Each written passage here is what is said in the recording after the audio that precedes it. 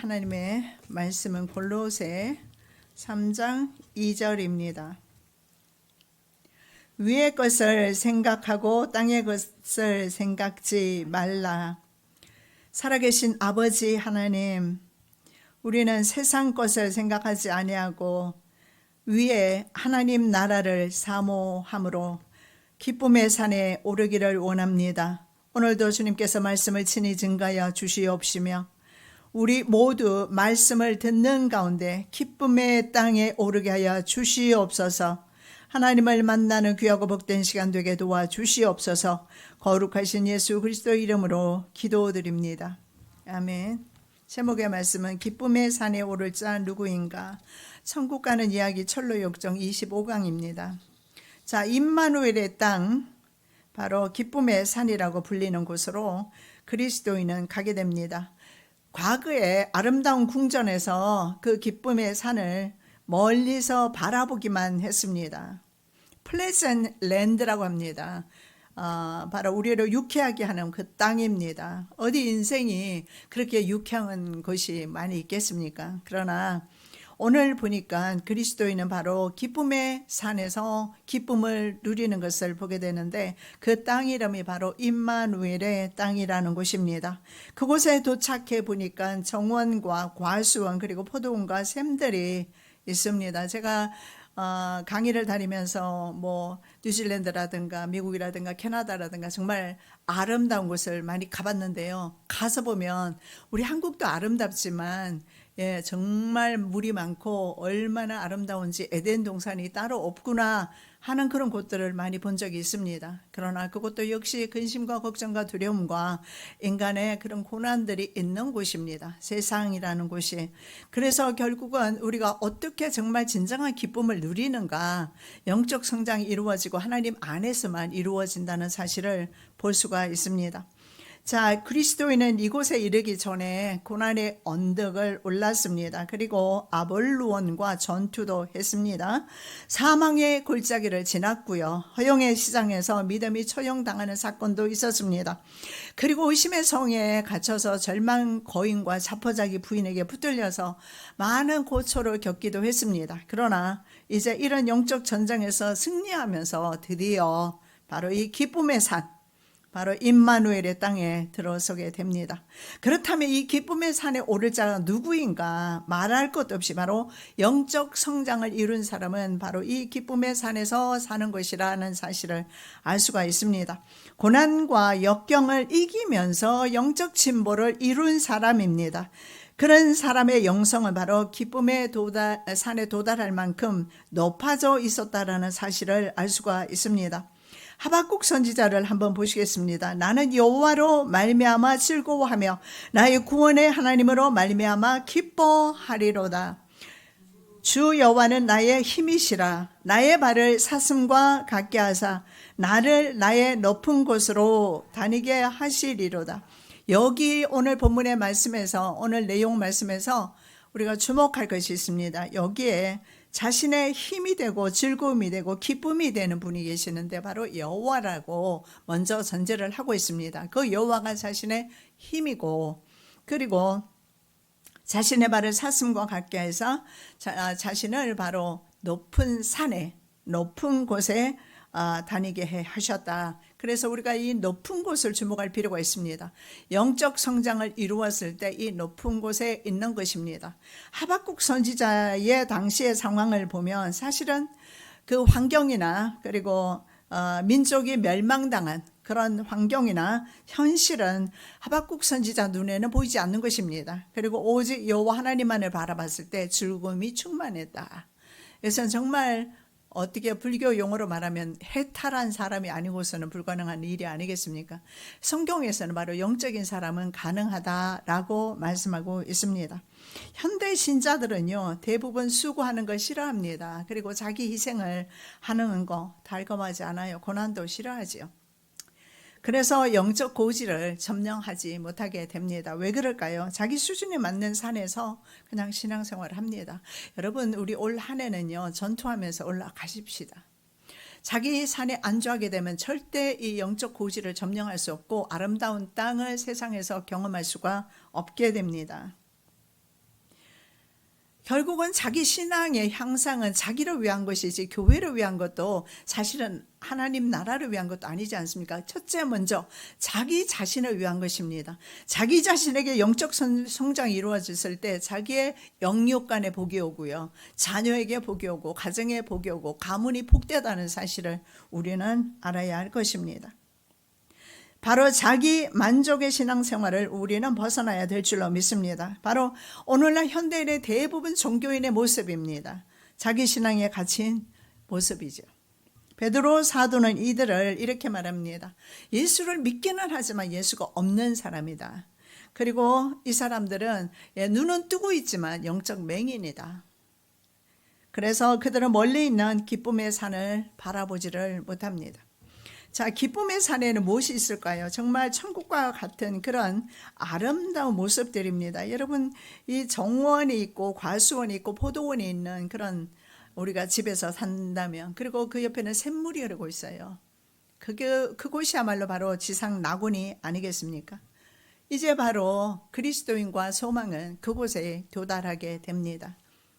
의심의 성에 얼마 전에 갇혀서 절망하면서 자포자기했던 그리스도인의 모습은 간데 없습니다. 그런 과정은 있었지만 그러나 벗어났습니다. 그리고 이제 그곳에 이르러서 기쁨의 산에서 기쁨의 땅에서 마음껏 물을 마시고 몸을 씻으며 포도를 따 먹습니다. 그 물은 바로 주의 더러움을 씻어주는 물이었어요. 스가랴 13장 1절입니다. 그날에 주의와 더러움을 씻는 셈이 다윗의 족속과 예루살렘 주민을 위하여 열리리라. 바로 예수 그리스도의 속죄로 말미암아 우리의 모든 죄악이 씻겨져 나가는 것입니다. 그리고 그리스도의 죽음과 부활을 상징하는 포도를 먹습니다. 바로 예수님께서 내가 바로 포도나무라고 말씀하지 않습니까? 우리는 포도나무 열매입니다. 가지입니다. 자, 기쁨의 산은 바로 구원의 즐거움을 회복시키는 산입니다. 이 고난 많은 세상에서 우리가 참으로 심령의 낙을 누리고 기뻐할 수 있는 그런 시간들이 많지 않을 것이고 그런 일들이 많지 않을 것입니다. 그럼에도 불구하고 우리 그리스도인은 어떤 환경 속에 있든지 간에 기뻐할 수 있고 즐거워할 수 있다. 즐거운 명절 되시기 바랍니다. 우리 전에 우리 시집에서 명절만 되면 정말 분란이 일어났어요. 정말 상이 엎어지고 예, 그런 일들이 종종 있었습니다. 오히려 그 명절 그 시기에 많은 우상 숭배가 이루어져서 악한 것이 더 역사한 것이 아닌가 그런 생각이 듭니다만은, 그래서 저는 시집에서 음식을 준비하면서도 이 음식을 도대체 이렇게 많이, 어떤 때는요 막 큰 바구니 있잖아요, 한 막 7개씩 그렇게 전을 붙였어요. 뭐 다 먹지도 못하고 나중에 이제 시골에서 온 사람들 전부 싸줍니다만은, 그렇게 하고 정작에 명절이 되었을 때는 즐거움, 1년에 한 번씩 만나는 식구들, 한두 번 만나는 식구들이 즐겁고 행복한 모습보다는 대화 중에 서로 의견이 엇갈리고 화가 나면서 소리를 지르고 상이 엎어지고 그러면서 이거는 아니다. 여러분, 우리 주님과 함께 하시는 명절 되시기 바랍니다. 저희 친정은 참 좋아요. 형제들이 다 목회자 아닙니까? 점잖아요.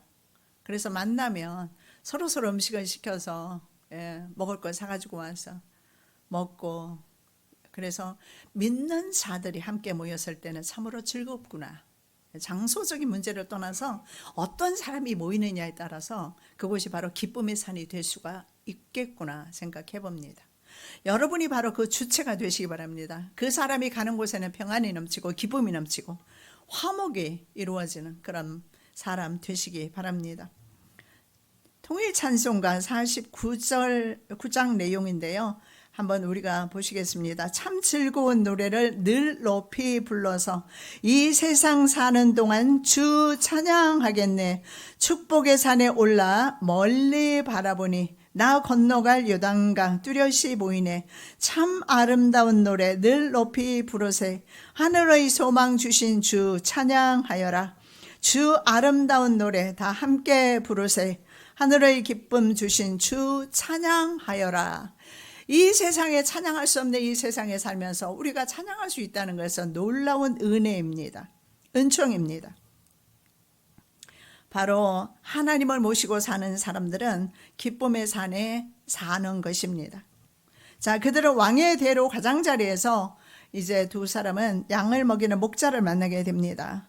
밤중에 우리가 한 사건을 알지요. 밤중에 양을 신실하게 지키던 목자들, 바로 임마누엘의 땅에 임마누엘로 오신 바로 예수 그리스도의 탄생을 목도하는 일이 있었습니다. 자, 양의 생존을 위해서 목자는 절대적으로 필요한데, 아합 왕은 자신의 백성을 돌보지 않고 죽음으로 몰아넣었던 악한 왕이었어요. 그가 죽음으로 양떼들이 흩어지게 되면서 전쟁은 패하게 됩니다. 그러나 성경에는 참 목자, 바로 그분이 예수 그리스도이심을 말씀하고 있습니다. 이렇게 우리가 길을 걸어가는 노중에 바로 목자가 우리를 인도하고 계신다는 사실을 믿으시기 바랍니다. 그 사실이 바로 다윗을 통해서 시편 23편에 기록되어 있습니다. 그는 우리를 푸른 초장과 잔잔한 물가로, 맑은 물가로 인도하십니다. 바로 우리의 육적인 것을 채워주셔요. 양이 풀과 물이 없으면 안 돼요. 목자는 항상 물과 풀을 제공해 줘야 합니다. 우리의 필요를 하나님이 아십니다. 경제적인 필요 아십니다. 돈이 필요한 것도 아시고, 우리가 가난한 것도 아시고, 빚진 것도 아십니다. 그분께서 채우시기를 원하십니다. 그분의 땅에 거하시기 바랍니다. 그분이 내게 주시는 그 기쁨 안에 거하시는 저와 여러분 되시기 바랍니다. 그리고 바로 여호와 목자는 말입니다. 영혼을 회복시켜 주신다. 이렇게 말씀을 하고 있습니다. 자, 그리스도인이 이제 궁금한 것이 있습니다. 지금까지 이렇게 어려운 길을 걸어왔는데 아직은 천성에 이르지는 못했어요. 그래서 목자들에게 묻습니다. 천성이 얼마나 남았을까요? 그런데 이 목자의 말이 의미심장합니다. 어떤 사람들은 너무 멀게 느껴질 겁니다. 그래서 멀게 느껴지기 때문에 가지 못합니다. 그러나 거기 갈 사람들은 다 갑니다. 아무래도 우리의 남은 일생이 40년이 남았을지 30년이 남았을지 아니면 살아온 세월보다 더 남았을지 알 수는 없어요. 중요한 것은 거기 갈 사람은 간다라는 것입니다. 아무리 짧아도 가지 못하는 사람은 가지 못한다. 하나님의 유기와 하나님의 선택이 분명하게 나뉘어지고 있는 것을 볼 수가 있습니다. 호세아 14장 9절입니다. 누가 지혜가 있어 이런 일을 깨달으며 누가 총명이 있어 이런 일을 알겠느냐. 여호와의 도는 정직하니 의인은 그 길로 다니거니와 그러나 주인은 그 길에 걸려 넘어지리라. 똑같은 길입니다. 여호와의 도, 하나님의 말씀을 따르는 길입니다. 의인은 그 길 때문에 삽니다. 그러나 악인은 그 길 때문에 넘어질 것을 말씀하고 있습니다. 자, 그들은 다시 묻습니다. 이곳은 누구의 땅이며 누구의 양을 먹이고 있는지 물었습니다. 목자들은 말합니다. 이 기쁨의 산지는 양들을 위해서 목숨을 버린 바로 임마누엘의 땅이다. 자, 임마누엘의 의미가 바로 여호와께서 우리와 함께 하신다는 의미입니다. 그래서 예수님께서 바로 임마누엘로 오셨다는 사실을 마태는 말씀하고 있습니다. 보라, 처녀가 잉태하여 아들을 낳을 것이요 그의 이름은 임마누엘이라 하리라 하셨으니 이를 번역한즉 하나님이 우리와 함께 계시다 함이라. 바로 예수님의 이름 자체가 바로 임마누엘입니다. 우리의 삶이 예수와 함께 걸어가는 삶이 되어야 할 줄로 믿습니다. 우리의 삶이 언제나 예수의 이름이 높아지는 삶이 되어야 할 줄로 믿습니다. 예수와 함께 걸어가기 때문에 그렇습니다. 자, 목자들은 두 사람에게 어디로 와서 어떻게 이 길을 오게 되었는지 그리고 어떤 방법으로 이곳까지 왔는지 물었습니다. 여기에서 중요한 것이 뭡니까? 신앙의 마지막 결과보다 더 중요한 것이 신앙의 과정이다. 신앙의 삶의 과정이다. 순례의 그 과정이 중요하다라는 사실을 알 수가 있습니다. 왜냐하면 많은 사람들이 출발선에 사실은 섰습니다. 우리나라의 경우에 가톨릭까지 합하면 40%가 넘는 교인들이 있을 것입니다. 그러나 이 40% 중에서 몇 프로가 과연 천국에 들어갈 것인가는 의문입니다. 왜냐하면 예수님께서 마지막 때 믿는 자를 보겠느냐 의문형으로 말씀하셔요. 그럼에도 불구하고 저와 여러분은 그 믿는 자 중에 속한 줄로 저는 그렇게 믿습니다. 적은 무리지만 말입니다. 그래서 너무 이 기쁨의 산에 도달하는 사람이 없어요. 즉 신앙의 정상에 도달하는 사람이 없는 겁니다. 그래서 목자가 너무너무 기뻐해요. 여러분, 하나님을 기쁘시게 하는 것은요, 다른 거 없습니다. 내가 믿음으로 하나님을 기쁘시게 하는 것이고 내 믿음이 성장하는 것입니다. 내가 만일에 자녀를 낳았어요. 근데 그 자녀가 성장을 안 해요. 말을 할 때가 되었는데 말을 하지 않아요. 부모의 심정 어떻겠습니까? 성장 호르몬이 나오지 않아서 성장이 안 돼요. 그래서 옛날에는 난쟁이가 그렇게 많았던 거예요. 부모 심정 어떠하겠습니까? 내가 영적으로 성장을 이루지 못하면 아버지의 심정은 어떠하겠습니까? 올 한 해는 다른 무엇보다도 돈말이 버는 거 중요하지 않고요. 세상에 어떤 목표도 중요한 것 없습니다. 올해는 영적 성장이 이루어지는 한 해. 그래서 내 신앙의 고지 바로 아름다운 땅을 차지하는 한 해 되시기 바랍니다. 어쩌면 순례의 길은요, 일생을 달리는 장거리 선수와 같다고 볼 수가 있습니다. 여러분, 장거리 선수들에게 가장 위협적인 그리고 문제가 될 만한 그런 난관들이 무엇인지 아십니까? 장거리 선수들이 달릴 수 있는 도로를 확보해 둡니다. 달리는데 문제가 없습니다. 가장 큰 적은 바로 자기 자신입니다. 자기의 체력과 자기의 인내심, 자기 자신입니다. 결국 우리의 영적 전쟁에서도 최고의 적은 바로 자신이다. 남편 때문에, 아내 때문에 뭐 이렇게 말할 수가 있어요. 뭐 목자 때문에, 저 성도 때문에 나 신앙생활 하기 어려워. 전부 그것은 비겁한 소리입니다. 자기 자신이 문제입니다. 믿음의 길을 포기한 사람들은 성경에는 돌밭인 자 혹은 길가밭인 자라고 말합니다. 하나님 말씀의 뿌리가 없습니다. 하나님의 은혜가 결여된 사람입니다. 자, 이들은 환란이 오면 쉽게 무너지고 세상으로 나가게 돼요. 그런데 그리스도인은 보십시오. 해석자의 집에 들렸을 때 벽난로를 보게 됩니다. 그런데 앞에서 보니까 엄청나게 많은 물을 뿌리는 사람이 있어요. 마귀가 물을 뿌리고 있어요. 그런데 벽난로의 불은 계속 타오릅니다. 그래서 이상하다 해서 벽 뒤로 가봤더니 뒤에서 한 사람이 은총이라는 기름을 붓고 있었어요. 여러분, 그 예수 그리스도의 은총이 없으면 저와 여러분 이 시간에 이곳에 있을 수 없습니다. 언제나 그 하나님의 은총이 세상 끝나는 순간까지 우리를 이끌 것을 믿으시기 바랍니다.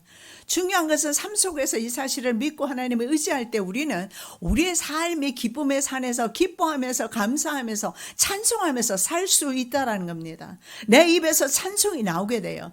환경 중요하지 않습니다. 사망의 음침한 골짜기로 다녀도 해를 두려워하지 않을 것을 다윗은 고백하고 있습니다. 이 신앙의 정상에 이른 사람들입니다. 우리의 목표는 신앙의 정상에 서는 것입니다. 뭐 옆사람 볼 것 없습니다. 하나님 보셨을 때 하나님이 원하시는 그 산에 오르기만 하면 됩니다. 저 사람은 왜 저 산에 그냥 저 나지막한 데서 머물고 있을까 생각할 필요가 없습니다. 그 사람 본받을 필요도 없어요. 내가 그저 하나님만 바라보면서 가면 되는 거예요. 여러분 달리기 하면서 뒤돌아보실 겁니까? 우리 자녀들이 5 자녀가 있는데 형제들이 있는데 다 달리기를 잘했어요. 그래서 5부자 릴레이 4부자 릴레이 하면 항상 우리가 언제나 우승을 했어요. 어느 학교로 가든지 간에 우리 아버지가 못 달려요. 근데 우리가 이미 1등을 했고 그리고 2등과의 거리가 굉장히 먼 상태였어요. 절대 이거는 우승을 놓칠 리가 없습니다. 한 번은 그랬어요. 놓친 적이 없는데 결국은 2등에게 빼앗기고 우리가 2등이 됐어요. 너무너무 속상해서 그냥 동생은 운동회 하다가 말고 집으로 가버렸어요. 그 당시에 그 노트를 받아야 되는데 못 받아서. 우리 아버지가 어떻게 하시는지 아십니까? 결승점을 바라보면서 죽을 힘을 다해서 달리셔야 되잖아요. 달리기도 못하는 분이 뒤에 사람이 궁금한 거예요. 그래서 자꾸 뒤돌아봅니다. 뒤돌아보면서 계속해서 거리는 좁혀지고 결국은 추월을 당해요. 여러분, 신앙의 길은요, 여러분 옆에 사람에 의해서 추월당할 필요가 없지 않겠습니까? 옆에 사람 때문에 실족할 필요도 없습니다. 심지어는 목회자 때문에도 시험될 필요가 없어요. 왜냐하면 우리의 목적지는 바로 하나님 나라입니다. 우리가 바라보는 분은 바로 예수 그리스도입니다. 뭐 때문에 사람들로 인해서 낙심천만해서 시험에 들어서 하나님 앞에 범죄하면 그 죄의 대가는 자기가 받아야 할 것 아닙니까? 그럼 자기 손해 아닙니까? 근데 많은 그리스도인이요, 많은 신자들이 실망하고 좌절하고 낙심하고 교회를 떠나는 이유가 사람들 때문입니다. 우리의 달리기에 바로 최종 목적지에는요, 그 사람이 있는 것이 아니에요. 예수 그리스도가 계십니다. 그분을 바라보고 달려가는 거예요.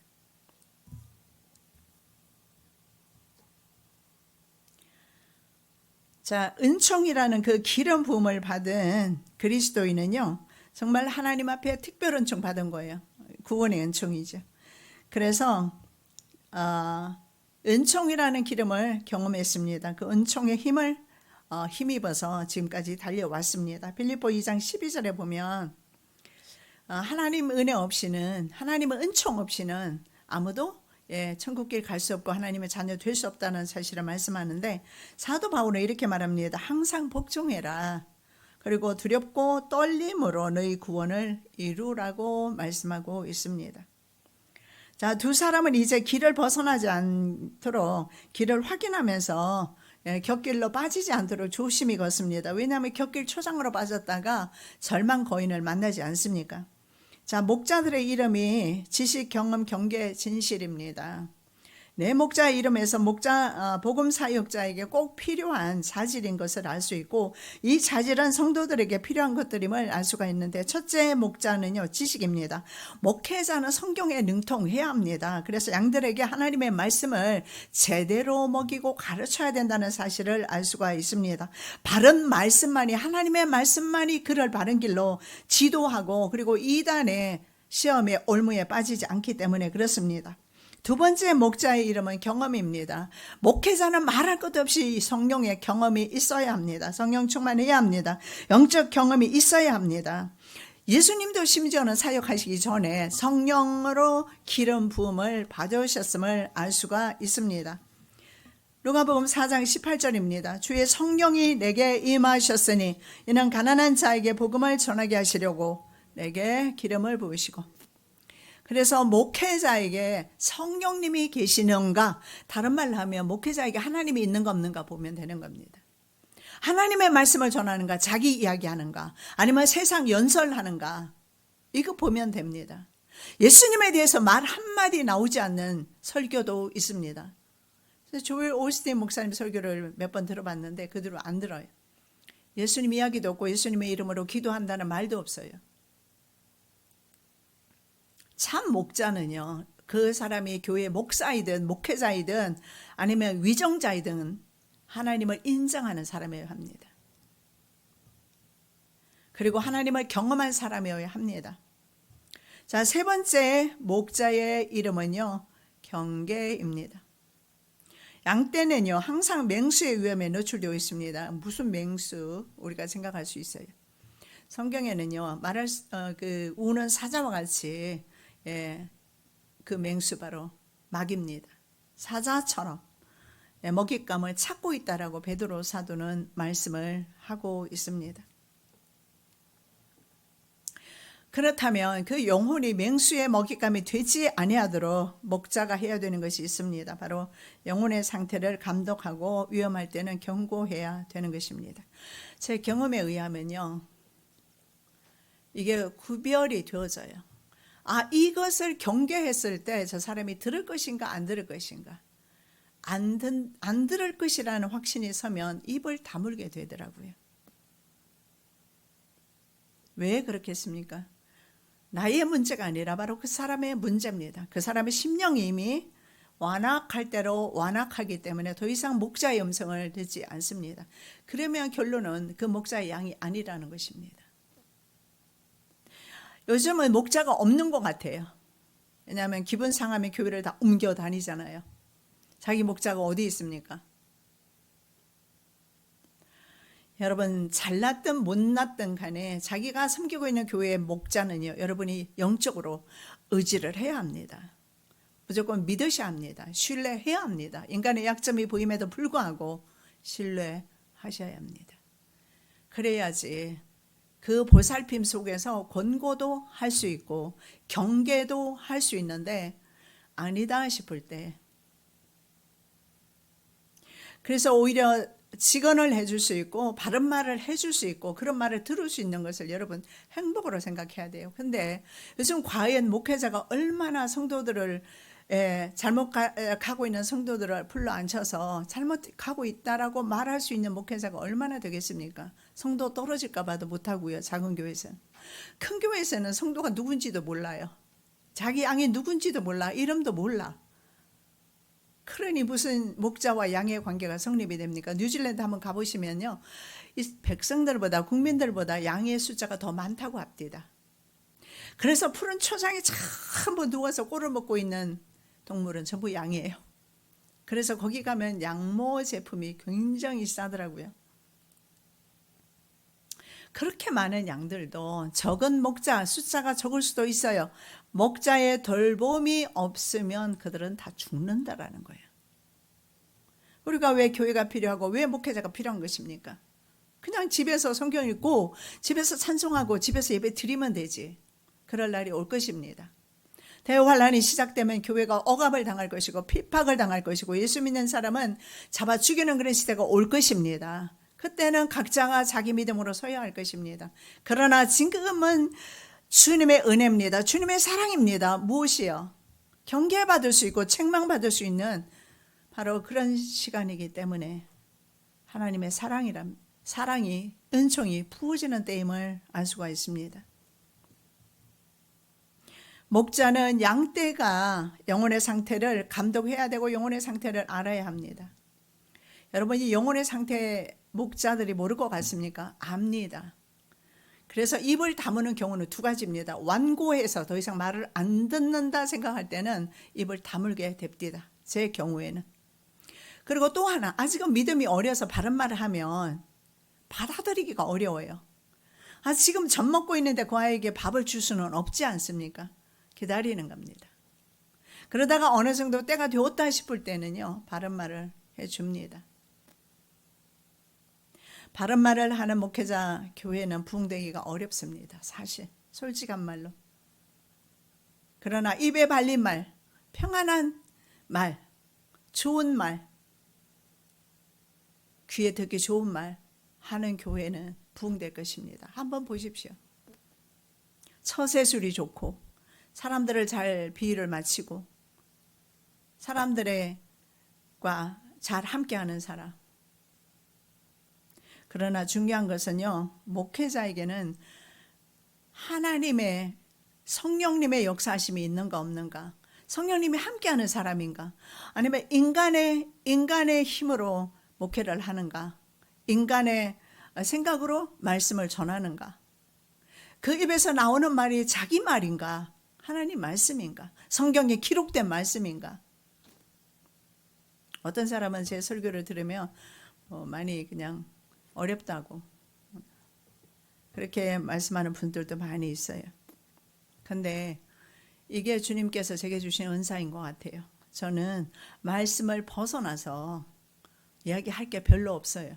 뭐 인생 경험한 거 말하라면 많이 있지만, 그러나 저는 하나님을 두려워하는 사람이고, 그리고 제 사명은 하나님 말씀을 전하는 것이지 인간의 학문을 전하는 것이 아니기 때문에 그렇습니다. 모든 목회자가 동일할 줄로 믿습니다.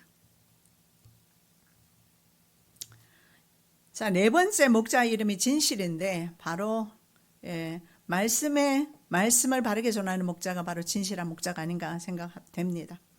목회자는 진실한 심령을 가져야 되고 더러운 이익을 따지지 않아야 합니다. 세상 명예 등을 쫓지 않고 영혼들의 유익을 위해서 애써야 합니다. 아무도 말입니다. 세상 권력이나 명예나 돈에 자유로울 사람은 없습니다. 개척교회나 미자립교회 목회자는요, 욕심을 부릴래야 부릴 것이 없어요. 그래서 오히려 감사하다고 저는 생각을 합니다. 그러나 대형 교회를 이루었을 때, 수십만 명이 되었을 때, 재산이 엄청난 가치가 있을 때, 과연 자기가 일구어낸 그 교회를 그냥 손 놓고 떠날 수 있겠는가? 그래서 교회 안에서 세습이 이루어지지 않습니까? 제가 늘 자주 말씀드리지만 제가 있었던 과천교회 목사님, 김찬종 목사님 돌아가셨는데, 그 당시에 이미 그 목사님의 아들은 다른 교회에서 부목사로 사역하고 있었어요. 그리고 그렇게 만 명이 넘는 교회를 자기가 물러날 때는 아들에게 물려주지 않았어요. 그곳에 있던 사역자에게 물려준 것으로 제가 그렇게 알아요. 그 뒤로 제가 미국 가버려서 뭐 정확히는 모르겠지만 참 이 시대에 얼마 되지 않은 롤 모델 같은 목사님이 아닐까, 그런 생각이 들어요. 바로 목자는 영혼을 구원하는 사역을 맡은 사람이에요. 영혼입니다. 자, 그 다음에 우리가 보게 될 말씀은요, 영혼을 잃게 하는 오류라는 언덕을 만나게 돼요. 오류. 자, 목자들은요, 그를 오류라는 언덕 꼭대기로 데려가게 됩니다. 이 언덕이 올라갈 때는 완만했지만 내려올 때는 급경사였습니다. 가파른 길에서 산 꼭대기에서 내려오는 사람들이 조각난, 그런 사람들의 몸이 조각난 상태로 시체가 널려 있었음을 보게 됩니다. 자, 목자들은 그들의 이름을 말해 주었습니다. 누가 바로 그렇게 몸이 그렇게 조각이 났을까? 바로 몸의 부활은 이미 지나갔다. 아직 지나지 않았는데 믿는 후메네오와 빌레도, 그리고 그에게 붙은 사람이라고 설명해 주고 있습니다. 이 사람들은요, 오류라는 그 길을 선택한 사람들은 바로 쉬운 신앙의 길을 선택한 사람들을 상징합니다. 여러분, 산 위에 일단 오르고 나면요, 방금 전까지 숨이 차던 올라오던 그 길은 간데 없어져요. 그리고 산 정상에서의 기분을 만끽하게 되어 있습니다. 사실은 우리가 걸어가는 길이 어려운 길일 수도 있습니다. 그러면서 그 길에서 작은 오류, 그것을 우리가 쉽게 여기고 범하다가 나중에는요, 그것으로 인해서, 그 오류로 인해서 진리에서 완전히 떨어지게 됩니다. 내려올 때는 급경사로 인해서 절벽 아래로 떨어집니다. 쉽게 변질되지만 결과는 굉장히 참혹하다는 사실을 알 수가 있습니다. 데살로니가후서 2장 10절에서 12절 말씀에, 자, 하나님께서 진리를 믿지 않고 불의를 좋아하는 자들을 심판하기 위해서 미혹의 역사를 그들에게 보내서 거짓을 믿게 했다. 오류를 범하는 사람, 거짓을 믿는 사람들, 바로 하나님께서 심판하시기 위해서 그들에게 그 미혹을 보냈다, 이렇게 말합니다. 굉장히, 미혹이라는 것은 deceive라는 단어를 사용했는데 grace라는 단어와 함께 사용해요. 그래서 굉장히 큰 속임입니다. 결국은 그가 넘어갈 수밖에 없는 그런 큰 거짓된 것을 그 사람에게 보내서 넘어지게 하는 것이, 하시는 분이 바로 하나님이시라는 것입니다. 자, 내가 먹는 날에는 반드시 죽으리라. 영어 성경에 보니까 surely die, 이렇게 말하면 you will surely die. 넌 죽을 것이야. 반드시 죽을 것이야. surely라는 것은 must라는 단어와 같습니다. must는 100% 이루어지는 것을 상징하는 단어입니다. 자, 그런데 사탄이 하나님처럼 될 것이라는 그 미혹의 씨를 살짝 뿌렸어요. 하와의 마음속에.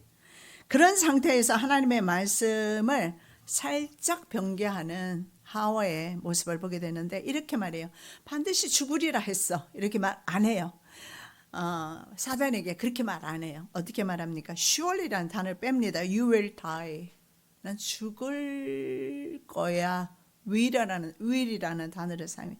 must, you must die 해야 돼요. 네, you will이라는 단어를 사용해요. 여러분, 내가 좀 편하고자 말씀을 변개하지 않으시기 바랍니다.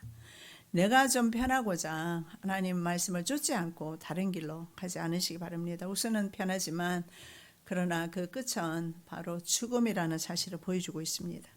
자, 다음으로 조심이라는 산꼭대기로 데려가서 앞을 보여줍니다. 그곳에는 보니까 절망 거인에게 눈이 뽑힌 자들이 앞을 볼 수 없어서 무덤 사이를 오가는 모습이 있습니다. 자, 잠언 21장 16절입니다. 명철의 길을 떠난 사람은 사망의 회중에 거하리라.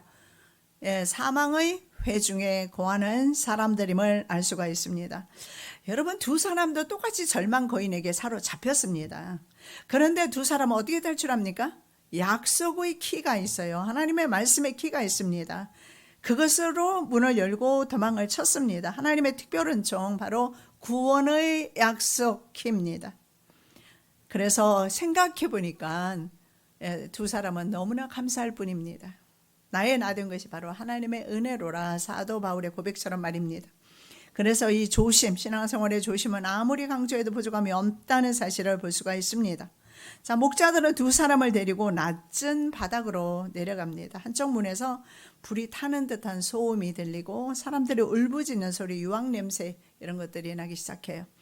오류에 빠진 신자들이 가는 지옥 샛길이었다는 사실을 알 수가 있는데, 주로 자신의 장자 권리를 팔아버리고 하나님의 천국을 멸시했던 에서, 그리고 자신의 스승인 예수 그리스도를 배반했던 가룟 유다, 그리고 복음을 포기하고 모욕하면서 세상으로 돌아갔던 알렉산더, 성령을 속이고 거짓말하는 돈 욕심 때문에 성령을 속이고 거짓말했던 아나니아와 삽비라 부부 등에 가는 곳이라고 설명해 주고 있습니다. 바로 자신들의 정욕으로 인해서 새끼를 선택한 사람들임을 알 수가 있습니다. 교회 안에 바로 형식주의자, 의식주의자들임을 알 수가 있습니다. 외적으로는 거룩해 보입니다. 그러나 영적 열심도 있어 보이고, 그러나 속에는 진정한 성령으로 말미암은 거듭남이 없는 사람들, 이기적인 본성으로 가득 차 있어요. 그래서 자신 안에 욕심을 따라서 그 길을 가는 것입니다. 마지막으로 천성문의 영광입니다. 자, 마지막으로 목자들은 맑고 깨끗한 언덕으로 데리고 갔습니다. 천성 가는 길이었어요. 모든 역경과 어려움을 견디고 승리한 그들의 심령의 상태가 맑고 깨끗했음을 볼 수가 있습니다. 결국은 맑은 심령이 바로 천국을 본다는 사실을 알 수가 있습니다. 예수님께서 산상수훈에서 말씀하듯이 심령이 가난한 자가 바로 천국을 보게 됩니다. 어둠이 없습니다. 그래서 그 길을 걷고 있는 것입니다. 자, 목자들은요, 그곳에서 순례자들에게 망원경을 줍니다. 그런데 이 망원경을 통해서 두 사람은 바로 천성문의 영광을 살짝 보게 됩니다. 얼마나 영광스러운지 알 수가 없습니다. 자, 다른 사람들에게는 바로 이 감추인 비밀이 소망과 그리스도에게 계시된 것입니다. 아무에게나 천국이 보여지는 것이 아니라는 사실을 알 수가 있습니다. 자, 요한 사도는 반모섬에 유배되었을 때 보좌에 앉아 계신 이를 바라보면서 그 고난 가운데 승리하게 되면서 그 위대한 책 요한계시록, 요한복음서 이런 것을 기록하게 됩니다. 자, 하늘의 영광을 미리 맛보는 것은 그리스도인에게는 굉장히 큰 위로이며 소망입니다. 그래서 여러분, 아직은 우리가 천국에 이르지 않았지만 하나님, 나도 좀 천국 좀 보여주시고 하나님을 저에게도 계시해 주셔서 그 힘을 가지고 내가 좀 신앙생활을 할 수 있도록 도와주옵소서 기도할 필요가 있을 것 같습니다. 바로 망원경은 믿음의 눈이 아닐까 생각해 봅니다. 믿음의 눈, 망원경으로만 하나님을 바라볼 수 있다. 믿음의 눈이 아니면 하나님 나라는 보이지 않을 것입니다. 그도 그럴 것이, 그는 세상 사람이고 멸망받을 사람이기 때문에 하나님의 나라는 보이지 않을 것입니다. 믿음은요, 보이지 않는 세계도 보게 해 주십니다. 하늘 영광을 본 그리스도인과 소망은요, 이제 어떻게 살아갈까요? 땅의 영광보다는 하늘 영광을 더 사모하겠지요. 위에 있는 것을 더 사모하게 됩니다. 골로새 3장 2절입니다. 위의 것을 생각하고 땅의 것을 생각하지 말라. 자, 이제 그들이 또 이제 남은 길이 있잖아요. 출발해야 돼요. 목자가 그들에게 말씀의 길이라는 안내도를 줍니다. 여러분 성경 필사 할 수 있습니다. 힘을 내서 계속 필사 하루에 한 장씩이라도 계속하면 좋겠습니다. 왜냐하면 이 말씀의 길 안내도를 가지고 두 사람은 천국을 향해서 갑니다. 말씀만이 인간을 바른 길로 인도하기 때문에 그렇습니다. 그리고 잘못된 말로 속이는 아첨쟁이가 나타날 것인데 주의해라. 말씀이 그렇게 가르쳐 주셔요. 그리고 마법의 땅에서 영적 잠을 자지 말 것을 교훈해 줍니다. 목자는 하나님께서 지켜주실 것을 축복하면서 목자들은 그들을 보냅니다. 그렇습니다. 우리의 천성길에는 이렇게 늘 있잖아요. 은총도 부어주시고 말입니다. 그리고 소망도 주시고 믿음도 주시고 그리고 또 목자도 주셔서 우리의 가는 길에 늘 함께 하시는데 우리에게는 바로 헬프, 돕는 자가 계세요. 요한복음의 말씀에 보면 그 헬프가 누구냐? 바로 성령님이라고 그렇게 말씀하고 있습니다. 부모, 형제, 가족들은요, 저처럼 미국과 한국에 이렇게 떨어져 있을 수도 있습니다. 그래서 서로를 도울 수가 없을 때도 있습니다. 정말 위태할 때, 위기가 왔을 때. 그러나 성령님은 절대 우리 곁을 떠나지 않으신다라는 사실입니다. 언제까지요? 천성 도착할 때까지. 우리가 이 길을 끝낼 때까지. 바로 성령 하나님은 우리로 돕고 계신다는 사실을 믿으시면서 또 오늘도 우리가 승리했습니다. 그리고 남은 생에도 승리하시는 저와 여러분 되시기 바랍니다. 살아계신 아버지 하나님 참으로 감사합니다. 우여곡절 끝에 천성문의 영광을 바라보는 두 사람을 봅니다.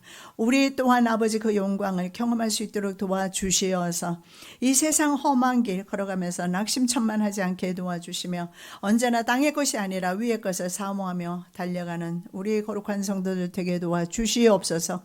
거룩하신 예수 그리스도 이름으로 기도드립니다.